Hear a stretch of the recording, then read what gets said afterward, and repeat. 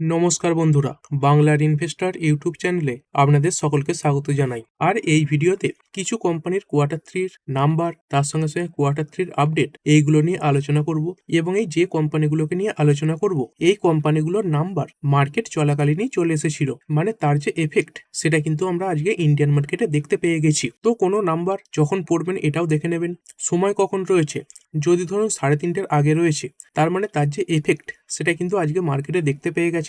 এবং ধরুন কোনো নাম্বার মার্কেট বন্ধ হয়ে যাওয়ার পরে এসেছে, তার মানে কি, মানে তার যে এফেক্ট সেটা আগামীকাল দেখতে পাবেন। তবে প্রথম যে কোম্পানিটার ব্যাপারে কথা বলবো, এই কোম্পানি গতকাল তাদের নাম্বার পেশ করে দিয়েছিল এবং এই নাম্বার এসেছিল মার্কেট বন্ধ হয়ে যাওয়ার পরে। সেই কারণে দেখতে পাচ্ছেন আজকের দিনে তার যে এফেক্ট সেটা দেখা গেছে, সরাসরি 20%-এর আপার সার্কিল লাগিয়ে দিয়েছে। তো শুরুটাও গ্যাপ আপ ওপেন হয়েছিল এবং তারপরে বড় বাইং আসে। তো কোন কোম্পানি দেখতে পাচ্ছেন, বাজাজ কনজিউমার কেয়ার লিমিটেড। এইখানে দেখতে পাচ্ছেন জানুয়ারির 21 তারিখে নাম্বার ছিল এবং এর টাইম এটা কটায় ছিল দেখতে পাচ্ছেন, এইখানে এই লেখা থাকে এই 4:09 নাম্বার এসেছে। মানে 4:09-10 এটা কোনো ব্যাপার নয়, এটা শুধু দেখে নেবেন যে 3:30-র পরে কিনা, কারণ এই 3:30-টায় মার্কেট বন্ধ হয়ে যায় এবং তারপরে নাম্বার এলে তার যে পারফরমেন্স সেটা আগামীকাল দেখতে পাওয়া যায়। কোম্পানির নাম্বার ভালো ছিল এবং তারপরে আজকে এই আপার সার্কিল লাগিয়েছে। কেমন ছিল কোম্পানির নাম্বার, এইখানে সেলস দেখতে পাচ্ছেন এই 234 কোটি থেকে বেড়ে হয়েছে 306 কোটি এবং এর আগের কোয়ার্টারে ছিল 265 কোটি। তারপরে এবিটা, এটাও ইয়ারলি বলুন বা কোয়ার্টারলি বলুন, দুটো বেসিসেই ভালো। এবং যদি নেট প্রফিটের কথা বলি, তো 25 কোটির নেট প্রফিট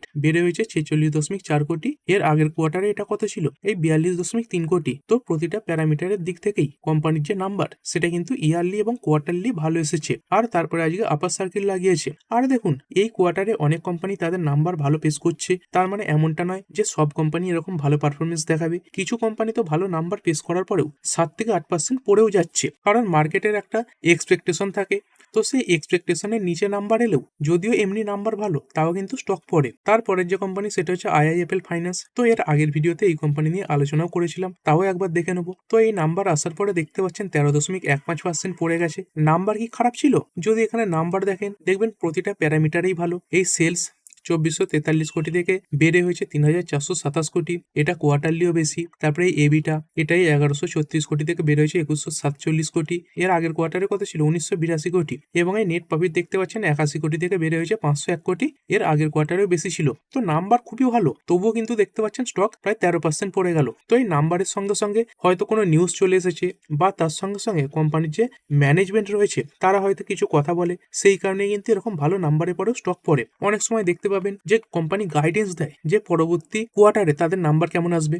এমন অনেক কোম্পানি রয়েছে যাদের নাম্বার খারাপ এলো, কিন্তু কোম্পানির যে ম্যানেজমেন্ট তারা ধরুন ভালো গাইডেন্স দিল, তো তখন স্টক বেড়ে যায়। আবার এমনও হয় কোনো কোম্পানির নাম্বার ভালো এসেছে এবং কোম্পানির যে ম্যানেজমেন্ট তারা খারাপ গাইডেন্স দেয়, তখন আবার স্টক পড়েও যায়। তবে এই কোম্পানি পড়ার পেছনে ভিন্ন কারণ রয়েছে। কি কারণ? তো দেখতে পাচ্ছেন এই কোম্পানিটা একটা আইটি নোটিশ পেয়েছে। এই কোম্পানিকে বলা হয়েছে একটা নির্দিষ্ট পিরিয়ডের জন্য এই অ্যাকাউন্টকে অডিট করার ব্যাপারে। যদিও কোম্পানি বলছে এটাই তদন্তকালীন পর্যায়ে চলছে, তবুও কিন্তু স্টক পড়ে গেছে। মানে শুধুমাত্র নাম্বার দেখলে হয় না, তার সঙ্গে সঙ্গে আরো কোনো নিউজ আসছে কিনা সেইগুলো কিন্তু খেয়াল রাখতে হয়। এবং তারই সঙ্গে সঙ্গে এই কোম্পানি 4 টাকা করে ডিভিডেন্ড দেওয়ার কথা ঘোষণা করেছে। তো দেখতে পাচ্ছেন এই যে ডিভিডেন্ড, এটা হচ্ছে ইন্টিরিম ডিভিডেন্ড। রেকর্ড ডেট কবে রয়েছে, এই জানুয়ারির 29 তারিখে এবং এই ফেব্রুয়ারির 20 তারিখের মধ্যে এটা পেমেন্ট করে দেওয়া হবে। মানে এই জানুয়ারির 29 তারিখে যদি এই শেয়ারটা আপনার ডিমেট অ্যাকাউন্টে থেকে থাকে, তাহলে প্রতিটা শেয়ার পিছু আপনি 4 টাকা করে ডিভিডেন্ড পেয়ে যাবেন। তো আবারও এটা বলে দিই যে কোনো কোম্পানি ডিভিডেন্ড দিচ্ছে বলেই সেটা কিনে নেবেন, সেটা কিন্তু একেবারেই উচিত নয়। কোম্পানি যে কিনবেন তার যে মেন প্যারামিটার সেটা থাকবে কোম্পানির ব্যবসা কেমন রয়েছে। আর কোম্পানি এই যে ডিভিডেন্ড দিচ্ছে না, তো দেখবেন এই ডিভিডেন্ডের যেদিন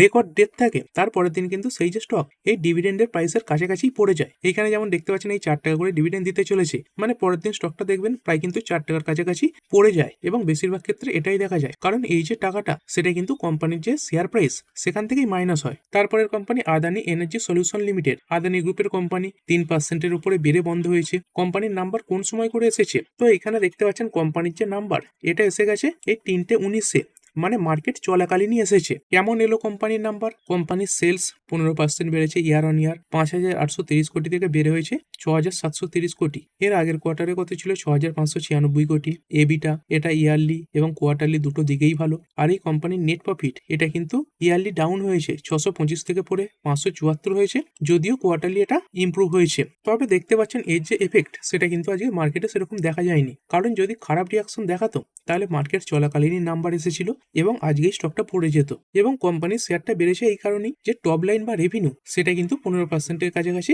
বৃদ্ধি পেয়েছে। তারপরে একটি কোম্পানি, ছোট সাইজের কোম্পানি, এই কোবরান লিমিটেড, 655 কোটি টাকা মার্কেট ক্যাপ রয়েছে। কেমন এসেছে নাম্বার খারাপের দিকে এসেছে। এই সেলস এটা ইয়ার অন ইয়ার 17% বেড়েছে, 166 কোটি থেকে বেড়ে 194 কোটি। কোয়ার্টারলিও বাড়া। কিন্তু যদি কোম্পানির নেট প্রফিটের কথা বলি, এই 10 কোটির নেট প্রফিট পড়ে হয়েছে 9.34 কোটি। তবে যদি কোয়ার্টার অন কোয়ার্টার তুলনা করেন, এর আগের কোয়ার্টারে কোম্পানি 10 কোটির কাছাকাছি লস পোস্ট করেছিল, সেখান থেকে কিন্তু এবারের যে নাম্বার এটা যথেষ্ট ভালো। এরপরে এই ব্যাংকিং সেক্টর থেকে একটা কোম্পানি, ইন্ডিয়ান ব্যাংক লিমিটেড, 6%-এর কাছাকাছি বেড়ে বন্ধ হয়েছে। কোন সময় করে কোম্পানির নাম্বার এসেছে, এইখানে দেখতে পাচ্ছেন কোম্পানি 1:20 মিনিটে তাদের যে নাম্বার সেটা পেশ করেছে।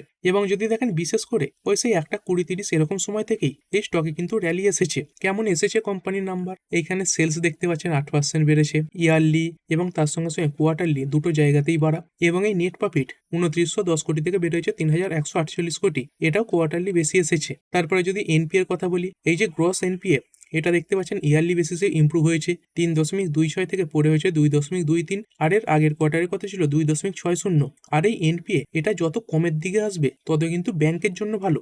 এই এনপিএটা কি বোঝায়, যে নন পারফর্মিং অ্যাসেট, মানে কোম্পানি যে টাকা লোন দিচ্ছে তার কতটুকু পার্সেন্টেজ ফেরত আসছে না, সেটাই কিন্তু এই এনপিএ। এইখানে দেখতে পাচ্ছেন এই যে এনপিএ এটা ইয়ারলি এবং কোয়ার্টারলি দুটো বেসিসেই কিন্তু ইমপ্রুভ হয়েছে। তার সঙ্গে সঙ্গে নেট এনপিএ এটাও দেখতে পাচ্ছেন 0.21 থেকে পড়ে হয়েছে 0.15, এর আগের কোয়ার্টারে ছিল 0.16।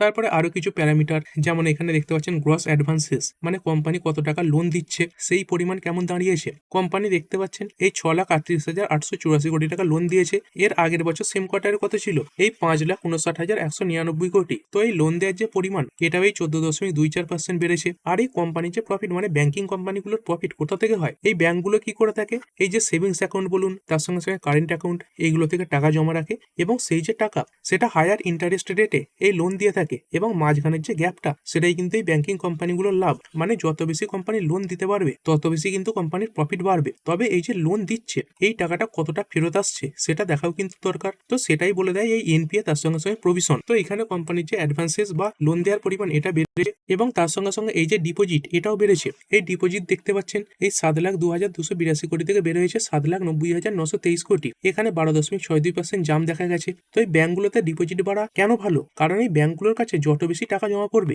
কোম্পানি তো সেই টাকাই বেশি লোন হিসাবে দিতে পারবে। তো সব দিক থেকেই কোম্পানির যে নাম্বার সেটা কিন্তু ভালো। এর পরের যে কোম্পানি সেটা হচ্ছে ওরিয়েন্ট ইলেকট্রিক লিমিটেড। কেমন এলো নাম্বার, তো তার আগে দেখে নিই এই নাম্বার মার্কেট চলাকালীন এসেছে, এই 2:15 মিনিটে কোম্পানি নাম্বার পেশ করে দিয়েছে, এবং যদি দেখেন তারপর থেকেই এই স্টকে কিন্তু র্যালি এসেছে। এইখানে যদি দেখেন এই সেলস 11% বাড়া year on year, quarterly improve হয়েছে। এবিটা এটা ইয়ারলি এবং কোয়ার্টারলি দুটো জায়গাতেই বাড়া। এবং এই নেট প্রফিটের যদি কথা বলি, এই দেখতে পাচ্ছেন এই যে অ্যাডজাস্টমেন্ট, মানে এক্সেপশনাল আইটেম, এটা বাদ দিয়ে কোম্পানির নেট প্রফিট 16% বেড়েছে। কিন্তু এখানে দেখতে পাচ্ছেন এই এক্সেপশনাল আইটেমের কারণে এটাই 27 কোটি থেকে পড়ে হয়েছে 26 কোটি। তো ওভারঅল কোম্পানির যে নাম্বার সেটা ভালো। তো শুধুমাত্র এইটুকু দেখলে মনে হবে কোম্পানির নাম্বার খারাপ এসেছে, কিন্তু এই যে এক্সেপশনাল আইটেম এটাও কিন্তু দেখতে হবে। এবং এই নাম্বারের পরে স্টকে র্যালি এসেছে। তারপরের কোম্পানি ভিমার্ট রিটেল লিমিটেড, এ কখন নাম্বার পেশ করেছে, এই দুটো সাথে নাম্বার পেশ করে দিয়েছে, মানে মার্কেট চলাকালীন। কেমন এলো কোম্পানির নাম্বার, তো মোটামুটি ভালো। এই সেলস দেখতে পাচ্ছেন 1027 কোটি থেকে বেড়ে 1126 কোটি, কোয়ার্টারলিও বেশি। এবিটা 171 কোটি থেকে বেড়ে 210 কোটি, এটাও কোয়ার্টারলি বেশি। এবং এই নেট প্রফিট 71 কোটি থেকে বেড়েছে 88 কোটি, এটা কিন্তু কোয়ার্টারলি অনেকটাই বেড়েছে, কারণ এর আগের কোয়ার্টারে কোম্পানি লস পোস্ট করে দিয়েছিল। তো এই নাম্বারে যথেষ্ট ভালো। তবে এই নাম্বার পেশ করার পরে একটা শার্প পতন এসেছিল, যদিও সেইখান থেকে ভালো রিকভারিও দেখায়। তো যদি বটম লেভেল থেকে দেখেন প্রায় কিন্তু 7%-এর কাছাকাছি বেড়েও গেছে, এবং তারই সঙ্গে সঙ্গে কোম্পানির যে মার্জিন সেটাও ইমপ্রুভ হয়েছে। এর পরের কোম্পানি রেডিকো খৈতান লিমিটেড, তো অ্যালকোহল সেগমেন্টে কাজ করা একটা লিডার টাইপের কোম্পানি দেখতে পাচ্ছেন এই সময় একটা শার্প র্যালি দেখিয়েছে, মানে এই সময় করে কোম্পানি তাদের নাম্বার পেশ করেছে, এবং মার্কেটে সেই যে নাম্বার সেটা পছন্দ হয়েছে। তো মূলত তিনখানা জিনিস দেখতে হয়, যে কোম্পানির প্রতি মার্কেটের কেমন আশা রয়েছে, তার সঙ্গে সঙ্গে কোম্পানি কেমন রেজাল্ট পেশ করেছে, এবং তার সঙ্গে সঙ্গে সেই রেজাল্ট পেশ করার পরে মার্কেট কিরকম রিয়াকশন দেখাচ্ছে। তো দেখতে পাচ্ছেন এই যে রিয়াকশন সেটা কিন্তু যথেষ্ট ভালো। কেমন এসেছে কোম্পানির নাম্বার, এইখানেও দেখতে পাচ্ছেন সব প্যারামিটারেই ইমপ্রুভমেন্ট দেখা যাচ্ছে। এই সেলস 1294 কোটি থেকে বেড়ে 1547 কোটি, এটাও কোয়ার্টারলি বেশি। এবিটা 184 কোটি থেকে বেড়েছে 267 কোটি, এটাও কোয়ার্টারলি বেশি। এবং এই নেট প্রফিট 96 কোটি থেকে বেড়ে 155 কোটি, এটাও কিন্তু কোয়ার্টারলি বেশি এসেছে। এবং তার সঙ্গে সঙ্গে যদি কোম্পানির মার্জিনের কথা বলি, এই যে অপারেটিং প্রফিট মার্জিন, এটা দেখতে পাচ্ছেন ইয়ারলি 14% থেকে বেড়ে হয়েছে 17%। এর আগের কোয়ার্টারে কত ছিল? 16%। তো এই মার্জিন এখানেও কিন্তু ইমপ্রুভমেন্ট দেখা গেছে। এবং এই যে নাম্বার, এটাই হচ্ছে কোম্পানির বেস্ট এভার নাম্বার, মানে এই প্রথম কোম্পানি এত ভালো কিন্তু নাম্বার পোস্ট করেছে। এরপরের কোম্পানি আদিত্য বিড়লা সান লাইফ এএমসি লিমিটেড। তো এই অ্যাসেট ম্যানেজমেন্ট কোম্পানিগুলোর এই ফাইন্যান্সিয়ালে অনেক কিছু প্যারামিটার থাকে, তবে আমরা শুধু এই প্রফিট তার সঙ্গে সঙ্গে রেভিনিউ এগুলো দেখে নেব। নাম্বার কটার সময় এসেছে? এই 1:58 মিনিটে কোম্পানি তাদের নাম্বার পেশ করেছে। এখানে যদি দেখেন কোম্পানির নাম্বার মোটামুটি ভালোই লাগছে। এই সেলস 445 কোটি থেকে বেড়ে 478 কোটি, কোয়ার্টারলিও বেশি। এবিটা 274 কোটি থেকে বেড়ে 290 কোটি, এটাও কোয়ার্টারলি বেশি। এবং এই নেট প্রফিট 224 কোটি থেকে বেড়েছে 270 কোটি, এটাও কোয়ার্টারলি বেশি এসেছে। তবে এই নাম্বার পেশ করার পরেই একটা ওপর দিকে শার্প র্যালি দেখিয়ে তারপরে আস্তে আস্তে নিচের দিকেই পড়ে গেছে। এরপরে হচ্ছে এপিএল অ্যাপোলো টিউবস লিমিটেড। কখন নাম্বার পোস্ট করেছে? এই 1:40 মিনিটের নাম্বার পোস্ট করেছে। এবং দেখতে পাচ্ছেন সেই 1:40 পর থেকে আবার কিন্তু একটা ভালো র্যালি এসেছে। কেমন এসেছে কোম্পানির নাম্বার? কোম্পানির এই সেলস 5433 কোটি থেকে বেড়ে 5815 কোটি, কোয়ার্টারলিও বেশি। তারপরে এবিটা 346 কোটি থেকে বেড়ে 472 কোটি, এটাও কোয়ার্টারলি বেশি। এবং এই নেট প্রফিট 217 থেকে বেড়েছে 310 কোটি, এর আগের কোয়ার্টারে ছিল 302 কোটি। এবং তার সঙ্গে সঙ্গে কোম্পানির এই যে অপারেটিং প্রফিট মার্জিন, এটাও কিন্তু ইয়ারলি ইমপ্রুভ হয়েছে। এই 6% থেকে বেড়ে হয়েছে 8%। এরপরে ব্যাংকিং সেক্টর থেকে আরো একটা কোম্পানি, এই Ujjivan small finance bank limited. তো একসময় এই কোম্পানিটা এই টপ থেকে অনেকটা পড়ে গিয়েছিল। যদি এরকম টপ থেকে দেখেন প্রায় 45% ডাউন ছিল, এবং সেই বটম লেভেল থেকে যদি দেখেন প্রায় কিন্তু 100%-এর কাছাকাছি রিকভারি দেখিয়েছে। আর বর্তমানে এই ব্যাংকিং সেক্টরে কাজ করা কোম্পানিগুলোতে যে নাম্বার তার সঙ্গে সঙ্গে পারফরমেন্স, সেগুলো কিন্তু ভালোই দেখা যাচ্ছে। কখন এসেছে কোম্পানির নাম্বার? এই 1:53 মিনিটে। এবং তারপরে দেখতে পাচ্ছেন স্টক সেইখান থেকে কিছুটা পড়েছিল এবং সেইখান থেকে আবার বড় রিকভারিও দেখায়। এইখানে কোম্পানির যে সেলস 1591 কোটি থেকে বেড়ে 1752 কোটি, কোয়ার্টারলিও বেশি। এবিটা 669 কোটি থেকে বেড়ে 700 কোটি, এটাও কোয়ার্টারলি বেশি। এবং এই নেট প্রফিট 109 কোটি থেকে বেড়েছে 186 কোটি, এটাও কোয়ার্টারলি বেশি হয়েছে। তারপরে কোম্পানির যদি লোনের কথা বলি, দেখতে পাচ্ছেন এই যে গ্রস লোন বুক, এটা বেড়েছে 37,057। তো যদি ইয়ার অন ইয়ার দেখেন তাহলে প্রায় 21.6% জাম দেখা গেছে। তারপরে ডিপোজিট দেখতে পাচ্ছেন বা টাকা জমার পরিমাণ 42,223 কোটি, এটা ইয়ারলি প্রায় 22.5% ওপরে এবং কোয়ার্টারলিও 7.5% ওপরে। তারপরে কাসা রেশিও মানে কারেন্ট অ্যাকাউন্ট এবং সেভিংস অ্যাকাউন্ট, তো এখানে যে টাকার পরিমাণ দেখতে পাচ্ছেন 11,535 কোটি, এটা ইয়ার অন ইয়ার 33.2% বেড়েছে। এবং এই কাসা রেশিও এটা দাঁড়িয়েছে 27.3%। আর এই কাসা রেশিওটা কি বোঝায়? যে কোম্পানির কাছে মোট ডিপোজিটের কত শতাংশ এই কারেন্ট অ্যাকাউন্ট এবং সেভিংস অ্যাকাউন্ট থেকে জমা পড়েছে। তার সঙ্গে সঙ্গে এই জিএনপিএ এটা দেখতে পাচ্ছেন ইমপ্রুভ হয়েছে, এই 2.39%-এ দাঁড়িয়েছে, যেটার আগে কত ছিল 2.68%। তারপরে এই নেট এনপিএ এটা কত 0.58%, যেটার আগে ছিল 0.66%। তো প্রতিটা প্যারামিটারেই কোম্পানির নাম্বার ভালো। এরপরের কোম্পানি জি এন্টারটেনমেন্ট এন্টারপ্রাইজেস লিমিটেড। এইখানে কোম্পানি তাদের যে নাম্বার সেটা পেশ করে দিয়েছে 1:25-এ, মানে মার্কেট চলাকালীন। কেমন এসেছে নাম্বার? নাম্বার খুব একটা ভালো নয়। এই সেলস দেখতে পাচ্ছেন এই ইয়ারলি এবং কোয়ার্টারলি দুটো জায়গাতেই বাড়া, কিন্তু এখানে নেট প্রফিট এটাই 164 কোটি থেকে পড়ে হয়ে গেছে 155 কোটি। তবে কোয়ার্টারলি যদি দেখেন প্রায় ডবল। তবে স্টকটা প্রথম থেকেই বাড়া ছিল এবং সেরকম কোনো পতন কিন্তু এতে দেখা যায়নি। কিন্তু যদি নাম্বারের কথা বলবো খারাপের দিকে এসছে কোম্পানির নাম্বার। তারপরে একটি কোম্পানি, এদের Q3 নাম্বার আসেনি কিন্তু কোম্পানি কিছু বিজনেস আপডেট সামনে রেখেছে। তো সেই কোম্পানি হচ্ছে শান্তি গোল্ড ইন্টারন্যাশনাল লিমিটেড। তো যদি কোম্পানির কথা বলি, এই আগস্ট মাসে কোম্পানিটা বাজারে লিস্ট হয়েছে, মানে আইপিও এসেছিল। কোম্পানি তাদের বিজনেসের যে আপডেট সেটা সামনে রেখেছে। এই আপডেট কেমন পোস্ট করেছে দেখতে পাচ্ছেন, এই যে ভলিউম গ্রোথ সেটা দাঁড়িয়েছে 30% ইয়ার অন ইয়ার, এবং তার সঙ্গে সঙ্গে কোম্পানির যে রেভিনিউ এটাই অ্যাপ্রক্স 110% বৃদ্ধি পেয়েছে। তো যখন কোম্পানি নাম্বার পোস্ট করবে তখনও দেখবেন এই যে রেভিনিউ সেটা কিন্তু প্রায় 110%-এর কাছাকাছি বাড়া থাকবে। তো এই কোম্পানি বলছে এই যে ব্রাইডাল জুয়েলারি রয়েছে তার যে ডিমান্ড সেটা বেশি ছিল, কারণ এই ওয়েডিং সিজন চলছিল। আর যদি 9th মান্থ বেসিসে বলি তাহলে এই ভলিউম এটা 12% বেড়েছে এবং রেভিনিউ এটা 65% বেড়েছে। তার সঙ্গে সঙ্গে কোম্পানি তাদের যে বিজনেস সেটা এক্সপ্যান্ডও করতে চলেছে। এইখানে দেখতে পাচ্ছেন এই কোম্পানিটা তাদের যে ক্যাপাসিটি সেটা বাড়িয়ে করতে চলেছে এই 4000 কেজি। তো বছরে প্রায় 4000 কেজির ক্যাপাসিটি রাখবে এবং এর জন্য কোম্পানি প্রায় 8.5 কোটি ইনভেস্টমেন্টও করবে। এবং এই যে এক্সপেনশন, এটাই ফাইন্যান্সিয়াল ইয়ার 2026-27 এর এই যে সেকেন্ড কোয়ার্টার রয়েছে তার মধ্যে কমপ্লিট হয়ে যাবে। এবং বর্তমানে কোম্পানির এই যে ক্যাপাসিটি এটা কত রয়েছে, এই 2700 কেজি পার অ্যানাম। তো এই কোম্পানির যে বিজনেস আপডেট সেটা কিন্তু খুবই স্ট্রং রয়েছে। তো ঠিক আছে, এই ভিডিওটা এখানেই শেষ করছি। পরের ভিডিওতে আরো কিছু গ্লোবাল নিউজ, তার সঙ্গে সঙ্গে আরো কিছু নাম্বার রয়েছে এবং আরো যদি কিছু নিউজ আসে সেগুলোকে কভার করা হবে। তো ঠিক আছে বন্ধুরা, আশা করছি ভিডিওটা আপনাদের ভালো লেগেছে। আপনি চাইলে এটাকে লাইক এবং শেয়ার করতে পারেন।